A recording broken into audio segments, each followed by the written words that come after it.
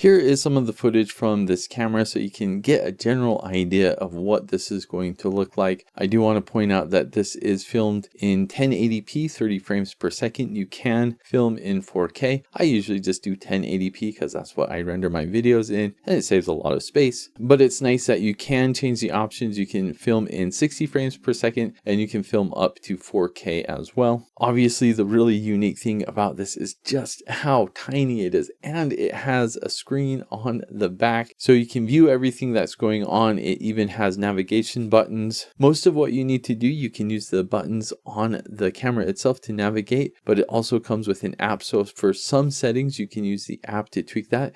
Kind of a little bit easier because of how small this is. This also comes with a lot of accessories, so you can mount it just about any way you want to. Let's have a closer look. Let me go ahead and show you everything that comes with this 4K camera. I do want to point out that this was sent to me so I could make this video. The cool thing about this is you can see it comes with a bunch of accessories. So if you want to clip it onto something, you can clip it. If you want to put it on handlebars, you can do that. If you want to put it on a helmet, you can do that. So there are a bunch of different ways that you can attach this. It even comes with a card reader. A cool thing about this is it does come with its own SD card. So right when you buy this, you are good to go. 64 gigabytes. Here is where the charging port is. It does come with a charging cable. Probably the main way that most people will use this is you'll put this inside your shirt, and then this is magnetic, so you can just clip it on your shirt and you can do horizontal or vertical. But let's go ahead and turn it on. This button in the middle here is the power button, so you can see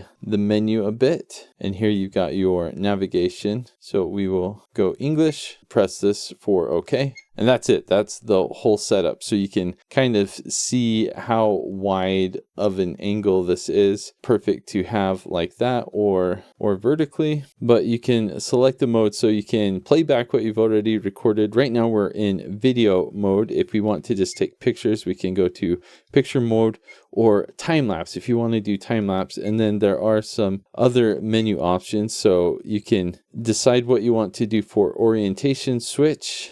And by default, you should be aware that it is in landscape mode. You can also choose what to do with the volume. Watermark by default is on time. I want to turn off the watermark, so we are going to go with closed. You can change the ketone. It's got stealth mode and a few other options. This also comes with the V-Pulse app, so let's go ahead and open this. And to turn on the Wi-Fi, you'll press and hold this button and it will display the Wi-Fi information. And then you just add the camera here. Now, if we want to view the camera feed, we can do it from our smartphones. It also says what the battery level is and how much free space we have. Let's go to settings. And a lot of these settings you cannot directly access with this, so you will want the app. For example, I want to change the video resolution to be 1080p, 30 frames per second. And I also want to turn off the automatic screen time to 1 minute, so we'll keep the screen on a little bit longer. We can use the app to format the card as well if we need to. Another thing you should be aware of is this does not have image stabilization. So the steadier this is, the more crisp or clear your video footage is going to be. If you use this while walking or running, it's going to be just as choppy as your walking or running is. What I like to use this for is because of the small size, you can put this in unique places so you can kind of get unique footage and some unique shots. But it's also nice to wear kind of as a body camera if you are demonstrating something and you need two hands and you can't film with your other hand, then this is a great way to do it. Gives kind of a bird's eye view in some situations where you can put this on a helmet or mount it on different devices. You can clip it onto your clothes or just about any way you want to mount it. And as far as the video quality goes, I'm just going to continue showing you some footage so you can see for yourself if this is the kind of footage you are hoping for. It's a really inexpensive camera. So especially if you're considering getting a camera this size, but you don't know if you want to fork over a ton of money to get it, this is a good option just to see if the concept works for you or not. This is the footage you can expect, and for a lot of people this is going to work. This is a great device if you are on a budget or if you just need something small to document things. Really impressive camera.